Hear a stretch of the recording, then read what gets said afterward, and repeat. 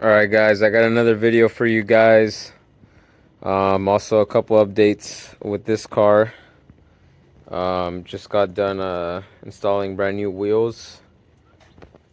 These are 20s, 245, 30, 35, 20 in the front.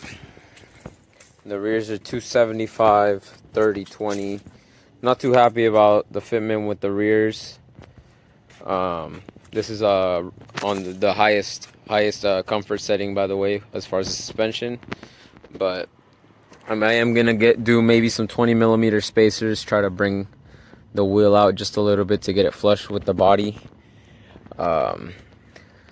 Or I might just end up doing tires if there's a little extra money a couple months down the road. But as far as money goes right now, pretty tight, but not too bad overall. These look a lot nicer from the side. I'm happy with them. And I got them for a deal thanks to my buddy Gabriel.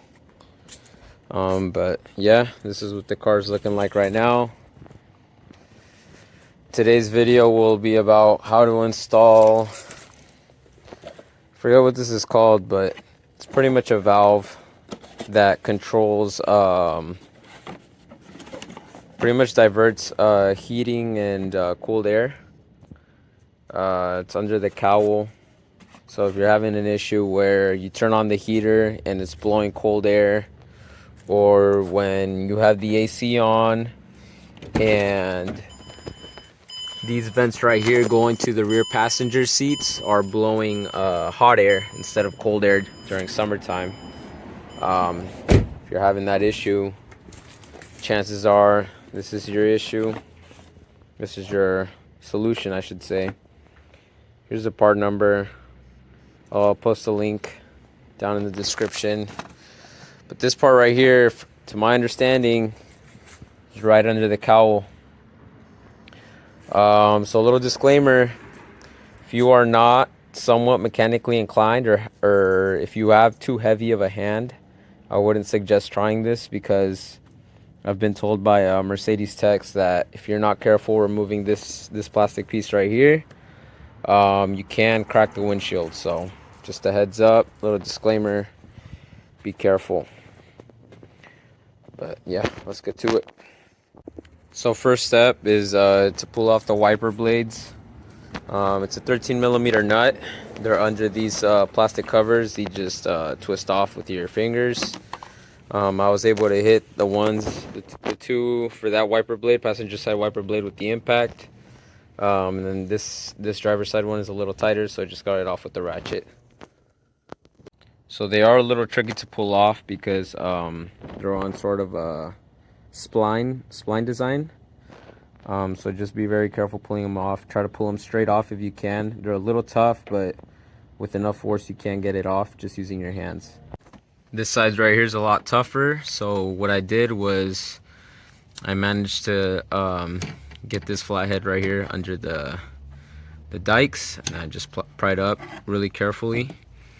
Let's see how that one goes.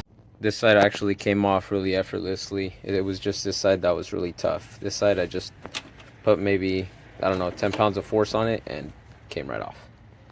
So next step is to pull off this weather stripping right here. Get this piece off that covers the ECU. Comes right off. Throw this off to the side. Same thing on the other side. This side houses your cabin air filter. So just twist off right here these little tabs right here. Tab right here. Twist them off. Everything comes off really nice and easy. Get this weather stripping out of the way. And then should be able to lift up pretty easy. Next, you just gotta pull up on this little tab back here to get this guy out of the way. You don't have to disconnect it, just put it off to the side. So I put a little bit of pressure behind there. I was able to pull up right there where it's held onto by that spline. And do the same thing over here. Come around, try to unstick this side. Should pop up. Actually, I forgot to. These are the windshield washer lines. Disconnect those. You don't have to disconnect them, just pop them off of this tab right here. Should be okay. Really carefully start prying up. So I broke this side free. It's just these little guys right here holding in. They're forced into that hole down there. You just gotta pry up really gently. Try to get under it as close as you can. There's another one right here. There's another one right here in the middle that's already off. So now I just have to lift up off of those splines. It's really hard to record and work with one hand. Looks like there's two screws right here holding it down that I didn't see before. So there's one right here and there's one right there. So let me get those off real quick. So I unscrewed them. You just gotta be really careful when lifting up. Put a thumb over the screw so it doesn't fly out. And you can grab it, put it in. I've been putting all the little parts, screws, nuts, in this box. But it should be ready to come out. Pull it off from the top over here.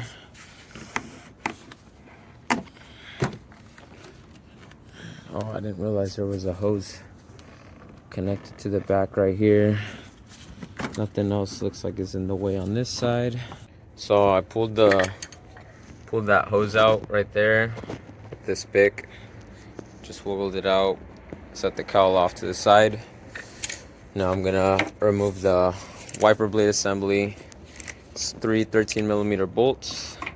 This is the hardest one to get to, so just remove my impact. That came off. There's this one right here. Here's the second one. It's a bolt, and then this last one's a nut. And then there's a wire harness that you have to undo.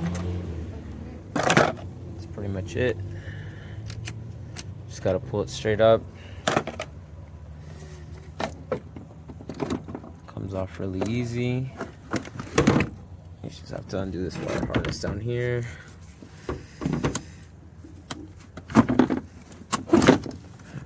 Wire harness is off. Really careful with your windshield. Put this off to the side. Now that that's out of the way, we just gotta lift up this little flap right here, and there's our part. Gotta pull off that hose. Gotta pull off this hose. Gotta just take off the intake assembly, which is really easy on these cars, especially if you've broken the tabs off on the throttle body. White pipe come out really easy.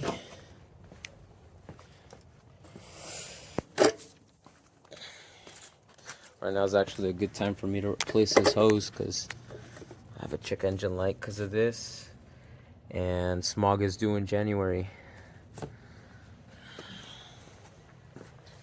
But here's the last part. Just gotta flick up these metal tabs. Be sure not to lose them, and then get the rest from back here.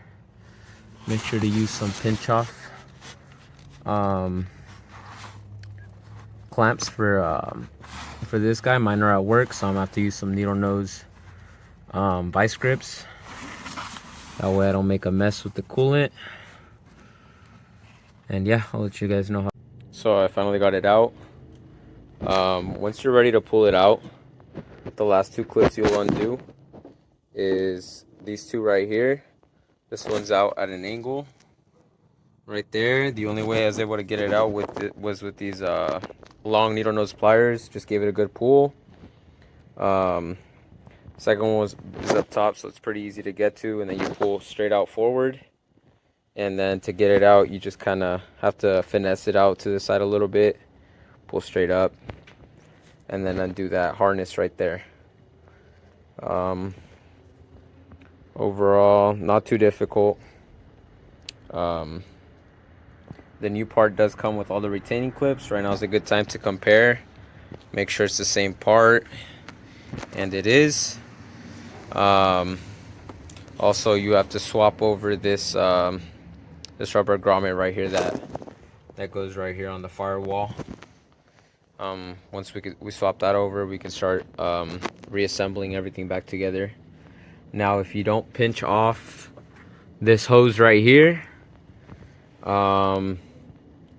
that hose and this hose, you will lose about maybe about half a quart of coolant. Just a heads up, and also introduce just a little bit of air into your system. So maybe for after the first day you drive it, just check the coolant level, make sure you don't need to top it off again. But you will lose about half a quart of coolant. So luckily I have a little extra because I just recently did a brand new radiator. But yeah, reassembly was extremely easy and straightforward. Just left all the clips open. Be careful when you slide it in to not close them. You do these first, so you just press straight back, and then you can do the harness. After connecting the harness, do this one right here, press straight in, push the clip down, and then you can do the last one up top. This is what I used to get that hose clamp on and off, and then just slide the rubber grommet back in its spot on the firewall, and you're done.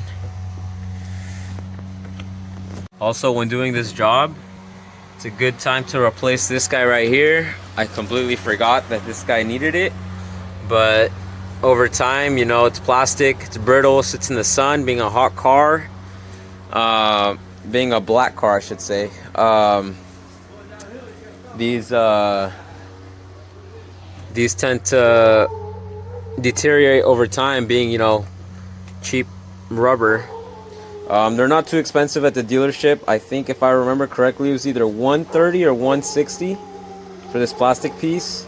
Not too bad in my opinion, and it completely changes the look of your car when walking down from this angle.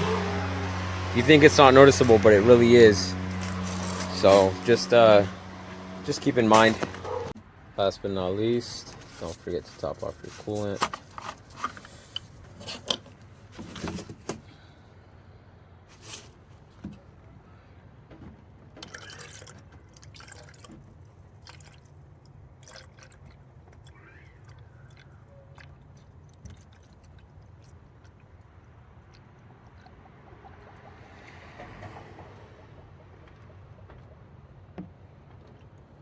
And it worked out perfect.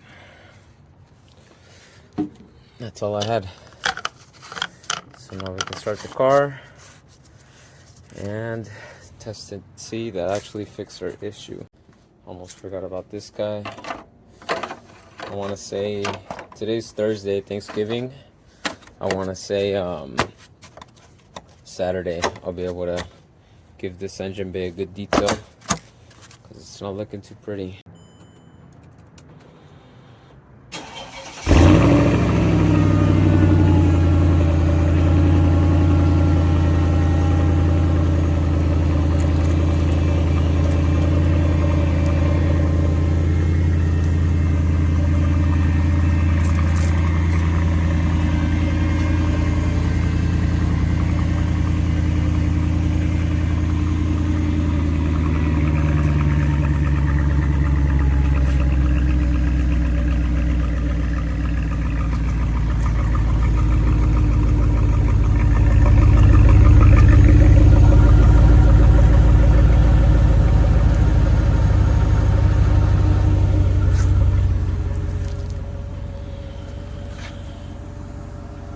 Been about 60 seconds and it's already nice and warm, so I feel like that really fixed my issue, because before, as soon as I would turn on the heater, it would be ice cold. You can leave it on for 5-10 minutes and it still would blow ice cold, and maybe 1 out of 20 tries it would actually come out warm. So I think that did it. It's nice and warm,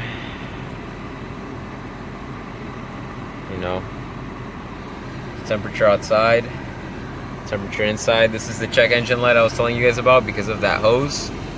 I'm gonna run the scanner here in a little bit and clear that code and show you what code was coming on. So I'm here scanning it, just a basic handheld scanner from AutoZone. It was like 20 bucks. Got this about 5 years ago, back when I had my first car. Codes found 1.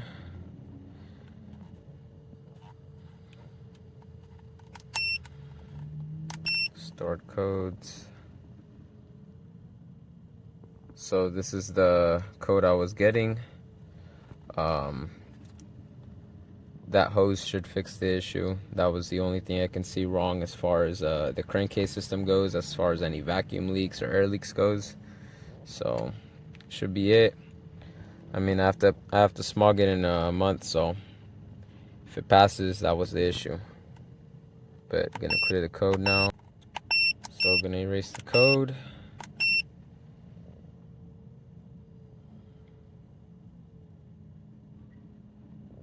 And I'll update you guys if it comes back on. Usually comes on within a day or two of driving, so I'll let you guys know.